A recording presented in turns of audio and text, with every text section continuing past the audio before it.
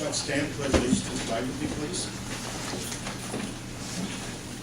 Pledge Allegiance to the flag of the United States of America and to the republic for which it stands, one nation, under God, indivisible, with liberty and justice for all.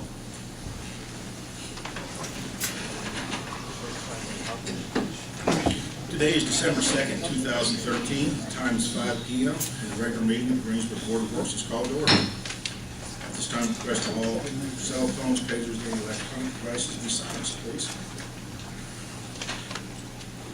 Roll call, Herbert, please. Darrell. Here. Ron. Here. Linda. Here. Steve. Here. Gary. Here.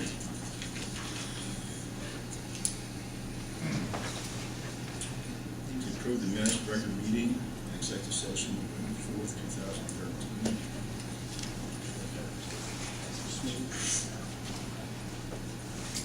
Are there any additions or corrections? Move to accept the minutes as written. Second. No further discussion? Hearing none, all those in favor say aye. Aye. Opposed, same sign. Hearing none, motion passes. Thank you. Under new business, if I could have the indulgence of the board to shift the agenda around a little bit, I would like to put Sergeant Duckworth. He's Sergeant, isn't it? Today's director. Director, okay. I'm Directing Sergeant. Director Duckworth, Emergency Management, to update us on what's going on. Last year, we started a program of coming to the Board of Works and the City Council and kind of advising them of what emergency management has done in the city and in the county over the last year. Rob, may I? I didn't approve, did I? You didn't. Board, I need a motion to amend the Mayor, agenda. who else are you moving on the We're agenda? moving the K-9 up to second. So your intention is to move Director Duckworth and the K-9 update from up to in front of the city health insurance renewal? Yes, yes. Make a motion. All those in favor say aye. Aye. Opposed, same sign. Motion passes. Thank you, board, and sorry. Go ahead. The last year, we started a process of informing both the City Council and the County Council and the Commissioners kind of what we've done over the year. Right now, as an overall issue, emergency management is running at just about a zero cost to the county. The salary that's paid to the EMA director and the deputy director totals about $18,000, and that split is covered by an emergency management preparedness grant. On top of that, this year, we've received or participated in the receipt of about $118,000 worth of grants. That includes the 2 school safety grants that just happened here. We spent about 8 to 10 hours with both the county schools and the city schools here writing those grants, and we're very glad to see that Greensburg Community Schools received their full equipment award. We weren't expecting to see that. There's a maximum of $50,000 available to both school corporations based on their average daily population of students, but Greensburg already having a school resource officer in place, we kind of expected to see some funding go towards school resource officers, but fortunately, through the proposals that were submitted, they received their full $50,000 worth of allotment, and that was just for equipment. So county schools received a $50,000 grant for equipment and to put a school resource officer in place. That will start in January. So those 2 grants totaled $100,000. We started a process last year after we acquired the old bookmobile from the library for an emergency response vehicle to be able to provide some on-scene incident management. It's been out at a variety of festivals and fairs here throughout the community. In getting that together, we received a $10,000 grant from the Indiana Department of Homeland Security. And we also received another $5,000 incentive grant from that to put $15,000 worth of equipment in that's not coming from city or county dollars. So Rick Nobby, the county commissioner, and I have a discussion all the time that there's no such thing as free money. Somebody put that money up. So at least we can do our job to try and make the best of it to come back to the city and the county. So to date, this last year, it's been about $118,000 we've been able to bring back in to the city and county. Some of the things that we've been able to update over the year is we established the first community emergency response team in Clarksburg, and we'll be holding training here the first week of December to have a group formed here in the city of Greensburg. And what these are is these are members of the public. They're not trained emergency responders. They're civilians, and we teach them on how to be prepared for community disasters and how they can help prepare their neighborhood. So when we have incidences such as the tornadoes that came through town, we have a ready-made group that's not an everyday responder, but it has had some training in advance of how they can help us with response and disasters. We utilized that team during the Fall Festival Parade, and they had a very eventful day during the parade.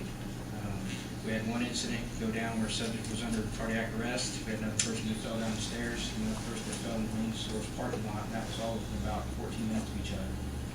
So those guys were able to keep in tune, and as I told the mayor, the greatest thing about that is the parade never stopped. We were able to pull We'll go right by them.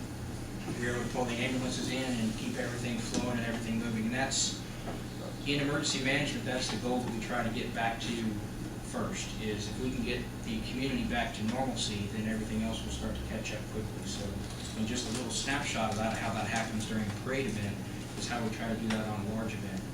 And one of the ways that we did that is we completed a emergency operations center training for county and city communications personnel to actually bring them into a 3-day training of what is an emergency operations center during a disaster and what is it supposed to do. And they worked with us through that to understand that we're not trying to take over what that is, we're just trying to coordinate those efforts. So we're fortunate to have some folks from the city and the county both participate in that. We worked through a lessons learned event and modified our comprehensive plan after we had the plane crash tragedy. It would have been a year ago this week that was going on. And so we've updated our comprehensive plan to something that the mayor has asked of us to do, is for us to give something for his people to use as a checklist event. You know, everybody can bring out a book that's 3 inches thick, but give me something that's useful.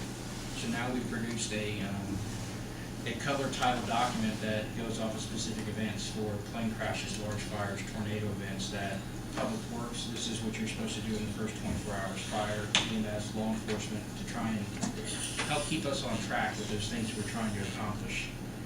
We also were able to get a couple of summer interns through to help focus on equipment. And then we also purchased, through support of the county, a 4-wheel drive Kubota UTV that's fully enclosed for all weather purposes. And that purchase was made just shortly before the fair. But the great thing about that is that all of these resources are always available to the city of Greensburg to call on at the county level for us to make them available. The fire department here, Scott Chasteen, has been very great to work with us in helping us outfit the bookmobile. He's had some staff that have been able to have some time. And it's been encouraging that those folks that are working on that are energetic when they're doing it. It's not an assigned task, or at least it doesn't present that way.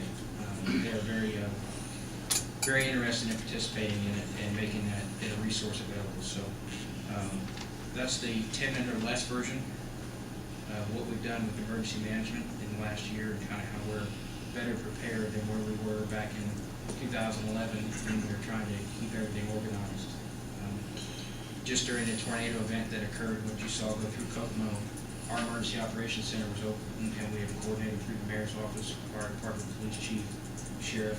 Those communications were happening ahead of time, much like will probably be happening around early Thursday, as we're looking for our first 3 to 5 inches of snow to come, potentially Thursday night and Friday morning. So we'll have our first actual tracking version of the white stuff to be in part of the visit. So I know you're all looking forward to that part of the news. So that's kind of what I had for you, was to let you know what we've done in the last year and how we're kind of trying to bring some resources available at little to no cost, out of pocket, we make those available. And you know, if I may, Rob, Fire Chief Chasteen and I are both on the board, and Director Duckworth, he's kind of humble, but some communities are looking at us now to copy from us what we've done, and improve what we gained over the last couple of years. So, with his direction, and Assistant Director Peggy, I still remember, Peggy Brown. Peggy Brown. They're doing a good job. They're to be commended for that. Something else, there are two taxing entities, the city and the county, two different organizations, but the city is a part of the county, and they finally adopted this, I think. We can get along well together, and we made a lot of strides. Improvements. I think the big improvement is in those communications. I think you can attest to that from where you're in the loop and knowing what's coming ahead of time as opposed to trying to react to it. We can be proactive and be ready for things. And there isn't one person making decisions, it's a half a dozen, 6 or 8 people making decisions. They're all going to get on conference calls and participate. Any questions from the board? Thank you, Director. Your efforts are quite appreciated, Ron. Thank you very much. Thank you. Next item, Stacey Chasteen, the K-9 update.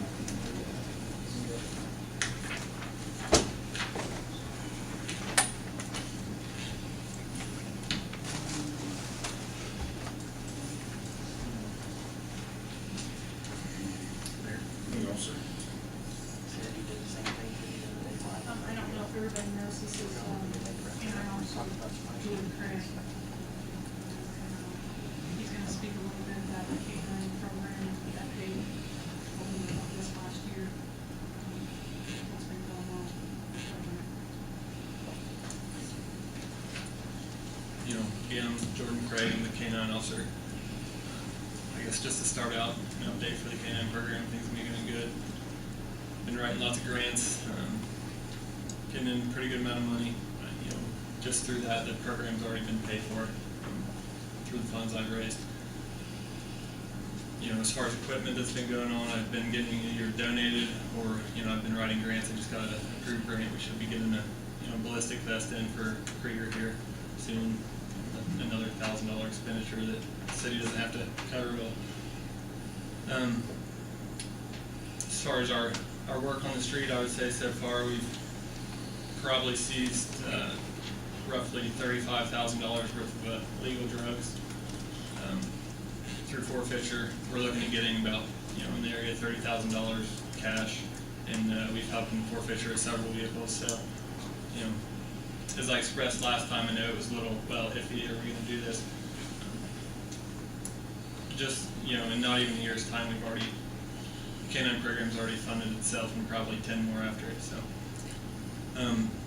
I came and talked to the mayor the other day for the purposes of a dual-purpose K-9. We've tested Krieger for it. He tests fine. Basically, what that is continuing on with, you know, tracking and apprehension abilities for Krieger.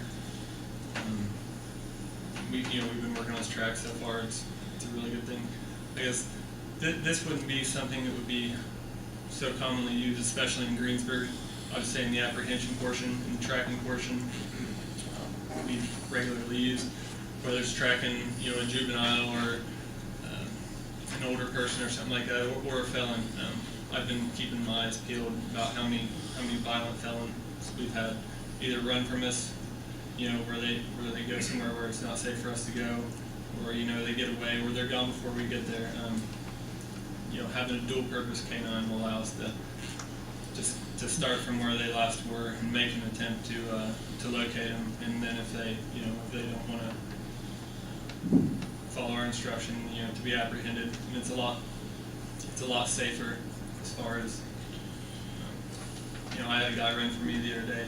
He ran around the corner after committing several, you know, home invasions. And he ran around the corner and he laid down basically in some brush. You know, knowing the area, I automatically ran around the corner and assumed that he would have continued on in this bigger wooded area. So if I would have been able to utilize Krieger in that aspect, he would have been caught right then and there, and I wouldn't have had my back turned to somebody who could have killed me, basically. But that's just kind of, there's many uses to it. There's no liability as far as insurance is concerned. You know, the city wouldn't pay any more. As far as the training's concerned, like I said, you know, we're already training him on track, and he's doing just fine with that. The apprehension, you know, I train with the Columbus Police Department. they said we could probably have them ready by February. It wouldn't be any further cost to the city to do that.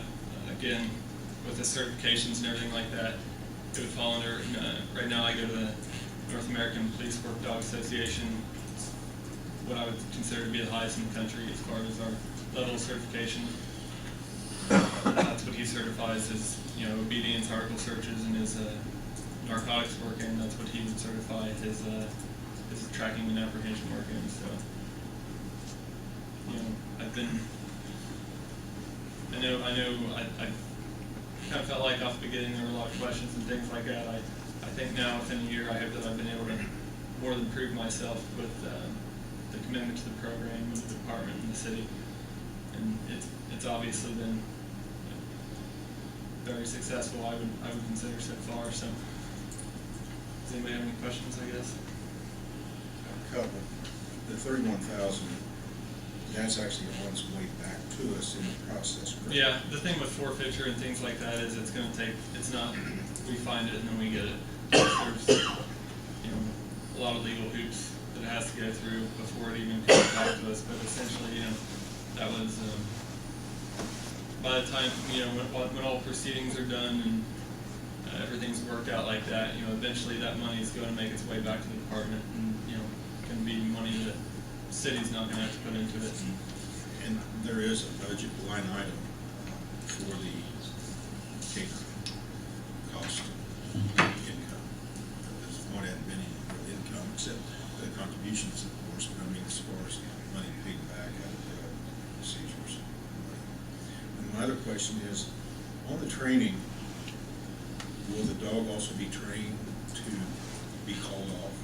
Yes, If it catches someone or whatever, there's NAPLA, like I said, high standards. Indiana has no standard for canine, no state standard, which, for people like me, it's kind of, I don't agree with that.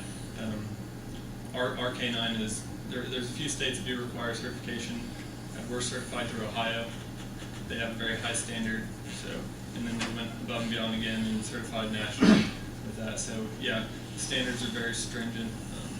It's pass and fail. There's no in between. Like Mayor was saying, if you have somebody, and it wouldn't be unusual. You can never forecast and say how many times your dog would be used to apprehend somebody.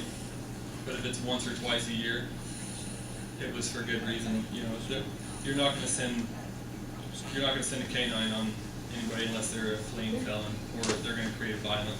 They're getting ready to assault somebody, something like that. But in the training, if somebody submits or hey, I give up, you call your dog off and they come back to you. If your dog, that's the level of certification. You could probably get online and look up, canine recalls or things like that. Correct me if I'm wrong, Jordan, but there are two ways to train dog, right? Attack and call back. Well, I wouldn't say, attack sounds like such a malicious word, I guess, some people that, if I send him on somebody, per se, a fleeing felon, and I tell him to come back to me, he's going to come back to me, regardless of what they're doing. I give him no opportunity for disobedience. It's not an option. So I would say, and as far as the way the dog targets what positions he's going to target on somebody, if he continues it, it's not like a wild animal where you see him just ripping and tearing at a wounded animal or something like that. The dogs, wherever they engage, they stay there. One, it's a whole lot less stitches or whatever you're going to have, but the dog's just they're going to bite and they're going to hold that person, until they're commanded to release it. And, I support the canine. They attack dog, you will send the dog after someone. Just like the situation that night you were talking about. You go into the black, not knowing what to expect. The guy's laying on the ground, you stumble on him, and they shoot you. Now, I hate to see the dog shot as well. But given the choice, it would be a dog. So, it makes our job safer. It makes the community safer. Anybody in this room thinks that somebody might not come in their house one night, it's foolish because it could happen and they could run and they could get away from us.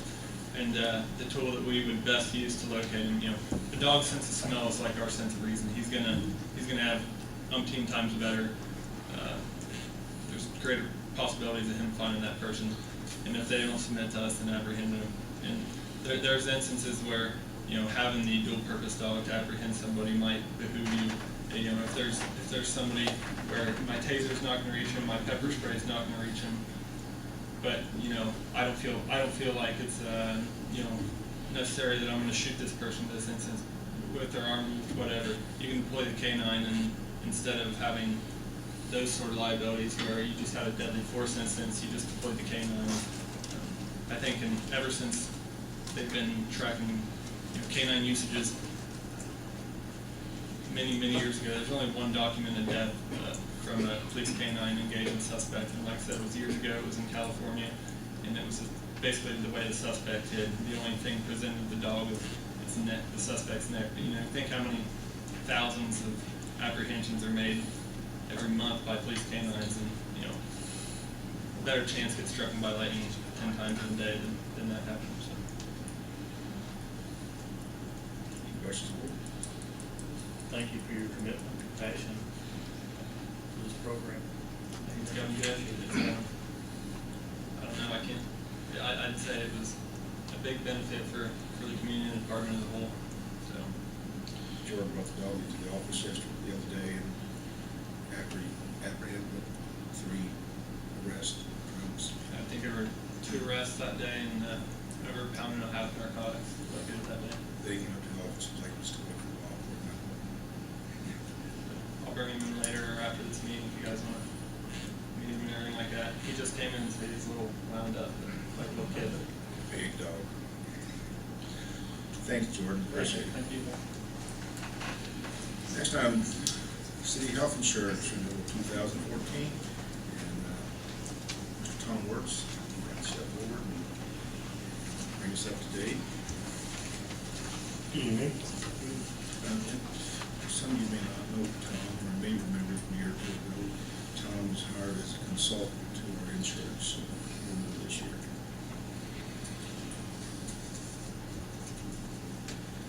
I met with the insurance committee on the 21st, and following that meeting, we had a discussion. A couple of the items that were brought up were basically just to look at some alternatives or additional alternatives. Yeah. I've got. What would you got?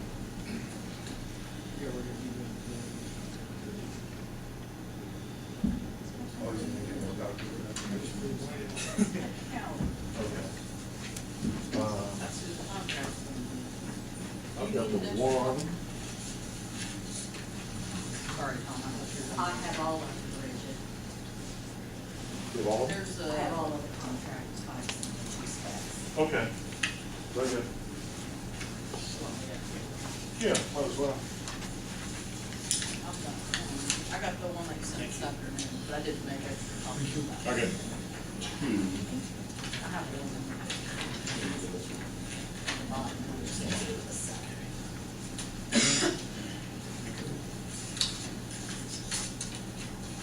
Come here.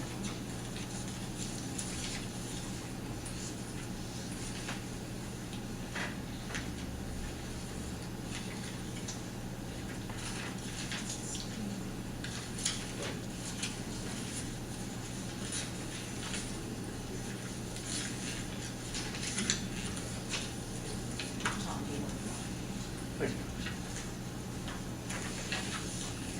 I had actually, I had asked for or requested from Brenda at SIO for an additional stop loss contract, just to kind of throw one in the middle there. Basically, after reviewing your claims data and looking at the proposals that were offered as far as a 24-12 contract versus a 15-12, and we also had initially was a 12-12. I had requested an 18-12. I was under the impression that Brenda had forwarded that to you, but, okay. So anyhow, I had looked at that, and that was kind of my recommendation, because on that one, the 1812, and that's the one that Steve and Rodney have there, and it's highlighted in green. There's a couple reasons. That basically comes up with a $60,000 specific, which would raise your current specific up from 45 to 60. The rule of thumb on that is typically your stop loss threshold is usually about 20% of whatever your stop loss premium is, or another rule of thumb is it's 50% of what your total employees, and you're at about 106 total employees, so you'll be about 53, so between the two, you're closer to 60 than you are. The other, so between the two of them, it kind of recommends that you would raise your stop loss up to 60,000. The reason I chose or recommend staying with Summit Re or Companion Life, who you currently have, is going to this contract gives you a 16.4% reduction in your fixed cost. It also, in comparison to your American National alternatives that were presented, American National had an aggregate run-in limit that your incumbent reinsurance did not. So it presented you with a lower cost as far as your overall fixed cost premium were concerned. It also made it to where your attachment point, in other words, your worst case scenario, it was the lowest on that. It actually provided you with about $34,000 less than the alternative. It basically gave you just shy of 1.7 million in soft dollars, in other words, claims dollars to actually pay the claims that you have coming in. Of that, also with the reduction in the stop loss premium, it would allow you to have 4 specific hits as far as large claimants that would hit the $60,000 threshold. The cost savings would pretty much pay for 4 of those before you were out any additional dollars at all. So when you kind of laid all those side by side, keeping the current reinsurer definitely made sense. And then going to an 1812 as opposed to 2412 provided you with additional savings as well as reducing your attachment point about $34,000. So that was my recommendation on that. Any questions? And I apologize, I didn't think that Mr. Pepper was getting those alternatives, so I was not aware that he didn't get those. Other recommendations or some other things that I had looked over. I looked at your the dental vision. We put together some alternatives for those. Those provide some cost savings. But I also was looking at your medical charges. And going through your medical charges, I noticed that your emergency room cost, your average emergency room is costing about $3,900. So that's up significantly from what it was in 2010. I also looked at your outpatient procedures as far as like your MRI, your CT scans, as well as your laboratory charges. There's been a significant increase in your cost there as well. Your MRI and CT cost since 2010 have gone up from $1,400 to $2,346. That's a little over a 60% jump in just 3 years. Some of the things that we can do to offset those is we can put in basically a special network for outpatient procedures, to where you create a specific site that would allow you to basically get different, much deeper discounts, because you are channeling all of your employees there. And there, in those instances, I've seen us get down to about $1,000 for an MRI. And I think you had, over the last 3 years, you've had about 45 MRI CT scans done through the city. You had 29 one year, and I think it's 16 or so this year, so that could provide a significant cost savings there. One of the things that we also discussed in the insurance committee was access to care as far as your doctors. And one of the things that I recommended on that is possibly implementing a program, a telemedicine program that gives you access to a board-certified physician that can offer you up, can basically write prescriptions and such. So I know anybody that's ever had a sinus infection or whatever, call the doc, you're like, hey, I need a doctor's visit, and he can see you 3 or 4 days from now or whatever, and just to get a prescription.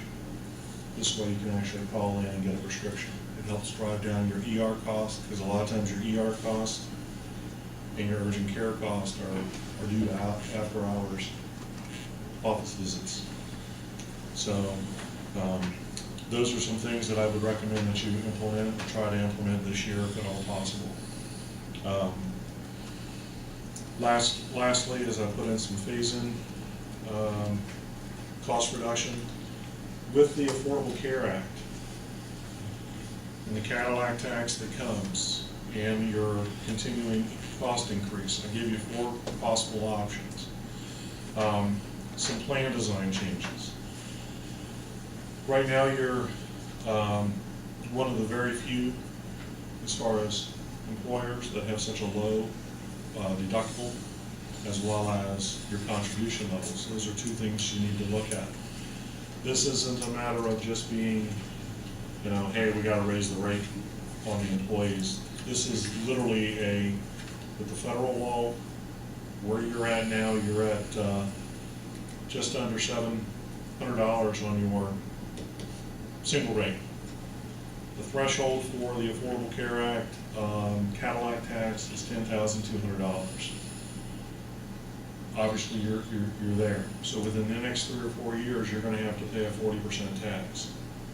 What I'm suggesting is that over the next couple of years, you start incrementally increasing it so that it's not as painful for your employees, and try and raise up the deductible and increase some of the contribution cost from the employees in an effort to lower the overall cost.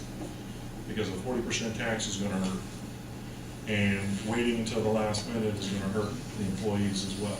So you pay the difference between the normal and the Cadillac, they pay 40%? It's a 40% tax, yes, surcharge on there. So it'll go towards income, or they did pay 40% of that amount? But basically, the city would get taxed on the portion over $10,200 at 40%. So they call it a Cadillac tax. Is rate cost to the employee? I'm not sure they're saying that it's going to come to the employer, which typically will then end up being passed on to the employee. Plus we'll be paid about 2.3% of the prior year's premium. True. So my recommendation is that start letting the employees know what's going on, and let them know that we're going to start making small plan design changes over the next couple of years to try and drive down the cost. Because otherwise you're going to get hit with this tax. And I know they don't want to go from a $300 deductible to a $1,000 deductible in 1 year. That's going to be a shocker. So if you systematically do it over the next 3 years, it's going to be a lot more palatable.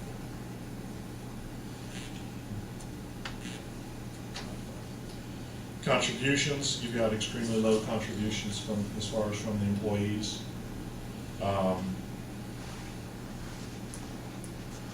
Most employers, over 50% of the employers are contributing, 22% or 22% of the single premium. 50% of the employers are having the employees pay at least 22%. That's from the Kaiser Foundation. I'll pull that up. That's as of the 2013 year survey.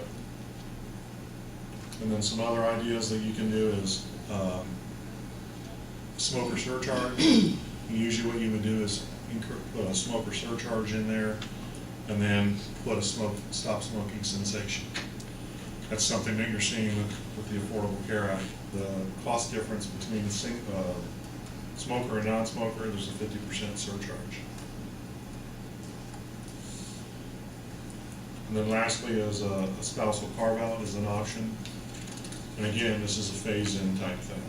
You may want to look at offering that up.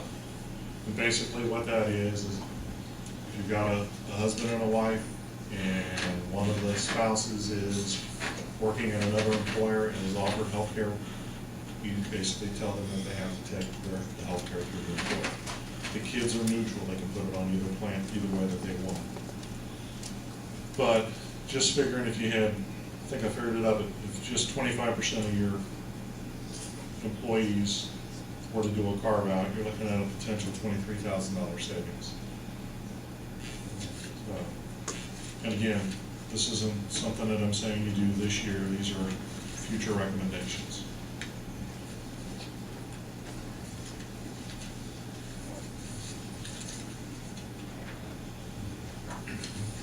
Did you want me to give them the BSP in that, or is that something that you guys think of? Typically because it's voluntary, we've usually just looked at the rates and then gave the employees an option of what they want. We'll let them know if any of the premiums increased or decreased, and during the month of December, the employees have an option to Okay. add or Then I'll leave that alone. add coverage, delete coverage, whatever and we can get with you and get those Okay. finalized and get those out to the employees, so they'll That's have the fine. rest of this month to decide if they want to make any changes on that. Very good. Do you have any questions? Hit the key points again, Tom, and you've got most of them down here, but yours. With regard to the stop loss, I had requested a 1218, and as you can see, there's not a huge amount of difference between the 1218 and the 2412. Or excuse me, the 1812 and the 2412. There's not a huge amount of difference. With your current carrier, it gave you about $34,000 in reduction in your stop loss attachment point. But it gave you $54,000 in premium savings. And so if you go with the $60,000 specific, keep your current carrier, go to an 1812, you'll come in at 1.995 million, and you'll have 303,000 on your fixed cost, which is about, like I said, about $54,000 less than what you're currently spending. Everything considered, you did the financial assessment on it, Yep. and based on what we've done in the past, we would be better off by the past history for the last how many years, to go with 60,000 rather than 45,000. Right. How many years did you base that on? I looked at 2010, 2011, I had 2012. And see, you haven't hardly had any, I mean, typically you'll have one large claimant, and then you usually have somebody that comes close, like this year you had two. One that barely went over the 45, I think they came in about 52,000, I think you had 57,000. So both of those would have still went underneath your 60. The year before that, I think you had one get up there, and then in 2000, I had 9, I think I had 9 and 10, because I was looking at the old files when I went through. And when I went through that one, again, you didn't have hardly any, because that was one of the recommendations in years past to go from 25 to 45 was you weren't having hardly anybody, meet that threshold.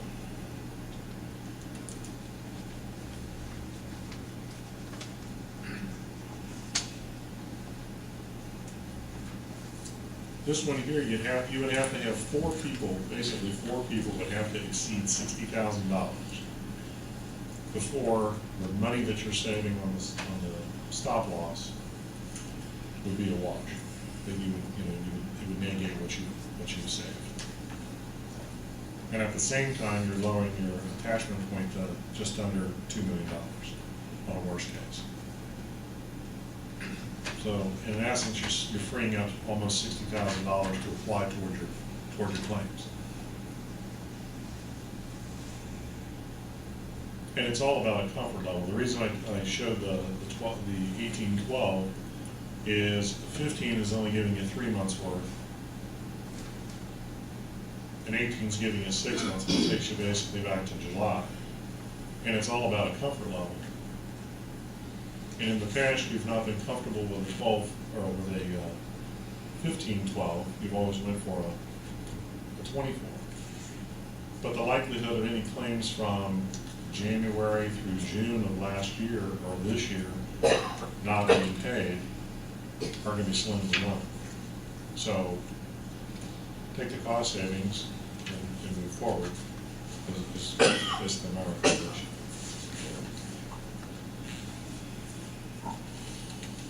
You know, but it really does boil down to what you as a body are comfortable with.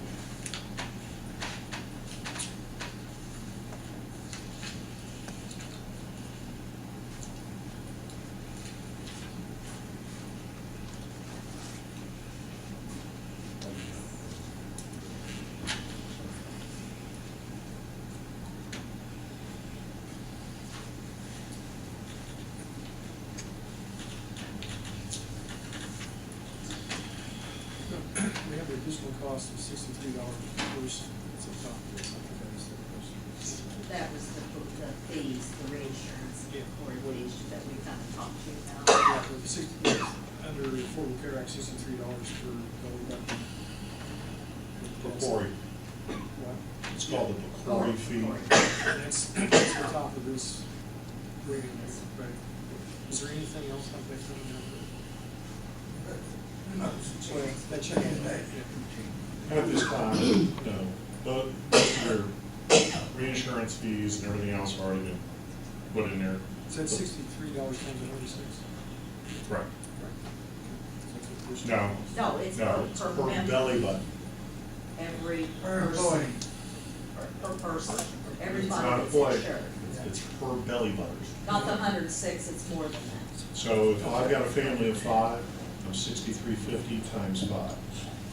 I got a single person, they're going to be $63. Do you have any idea what that number is?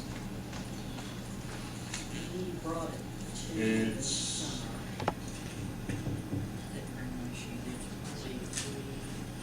No, it won't be on this, because that's going to show you family. So Tom, option 3 is what you're suggesting?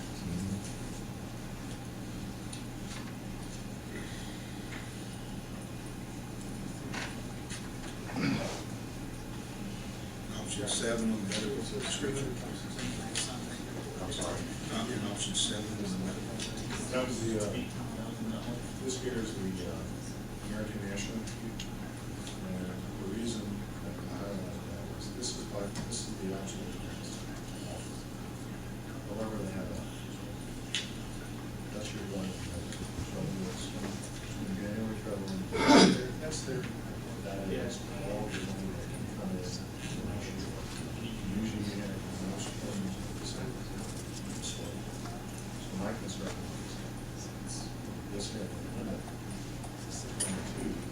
I chose this one because this one eliminated the limit.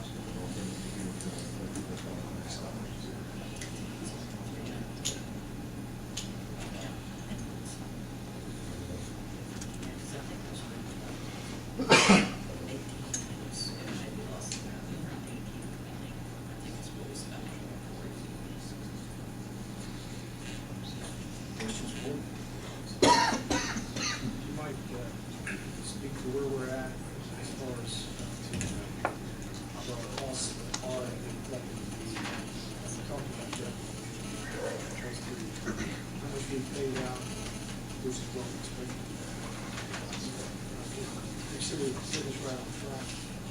Oh, as far as your attachment point, yeah, based off of last year's numbers, you guys were, which is in your proposal here,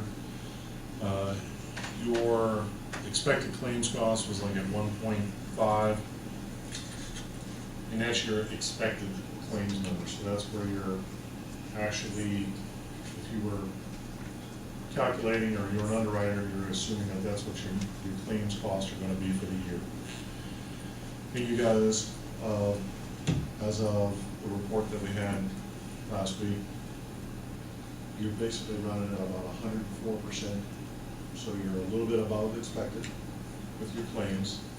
And that's kind of understandable, having gone through and looked at your claims and some of where with the increase in the ER cost and the increase in your CT scans and those kind of costs, would definitely, because as far as the rest of your number of claims and office visits and that kind of stuff, those have been fairly consistent even when I go back to 2010, and you have some census increase since then, but it's still proportionate. But you're still running about 21% below your attachment point, in other words, your max funding number. So all in all, you're running well.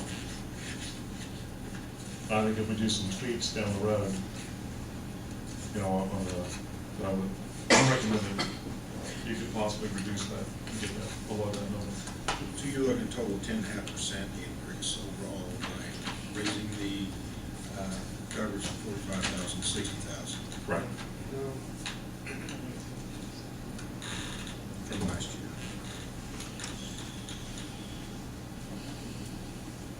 Fixed costs. You got a report, Steve. Option three. Can't look at home to the nine.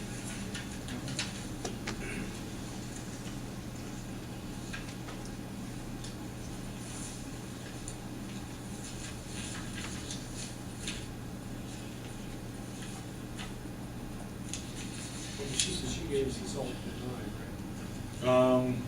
Go to, Yes. On the original spreadsheet you got, it's page 4. Alternate 9 matches.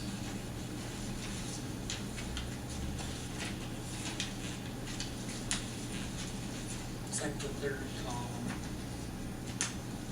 yep, that's it. Yeah, so expected cost, 9.6, 9.8.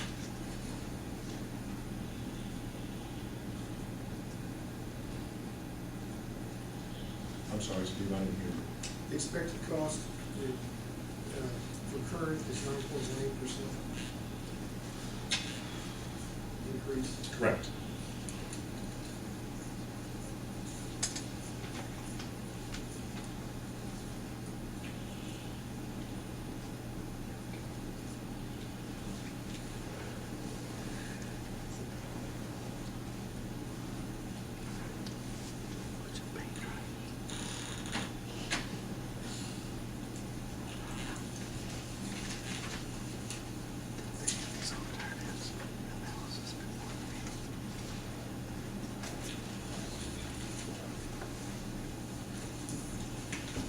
And that's versus, if we stay right where we're at, we'd be 11.97. But your fixed costs go up significantly. Right.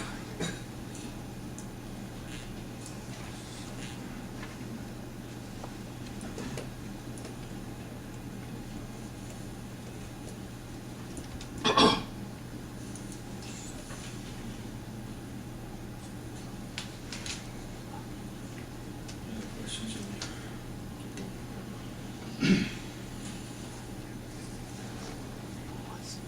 Questions for me? Yeah, probably back in Tom, and we'll go. Okay. Thank you. Okay, share it. I think you guys are looking at my spreadsheet, these percentages. This is what, Yeah. I think that's right. So we're all looking at some sort of- see that, but I think we're like, well,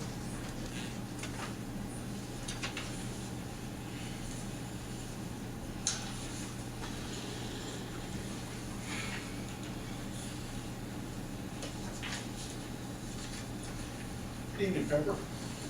Thank you. Last year, I recommended to the insurance committee to look at raising the specific, which is what he's proposing. And I also recommend highly to go with 1812. And the reason for that is because SIHO was so up to speed on paying claims, and your employees were good about getting those claims in and getting them adjudicated. So this third column, it says 1812, and go down there and you see 9.18, and again, this is my spreadsheet. Which that- page are you on? Page Page 4. Okay, go ahead. Yeah, third column, page 4. It says 60,000, then it says NA, because that's something other that I'm not recommending. Then it says medical and drugs account for where you get to the expected claims, which usually are 100, expected is 100% of claims. Then you buy reinsurance for 125% of claims, so that you're taking 25% risk. And that's why you've always done. You know, sometimes you can get it for 20%, get it down to 120%. In the past, it's always been 125. And the insurance committee last year decided not to go with the 1812. I thought it was safe last year. I think it's safe this year. We looked at raising the premium. Lowering the premium by raising the amount of risk you took on each and every individual. It showed up this year that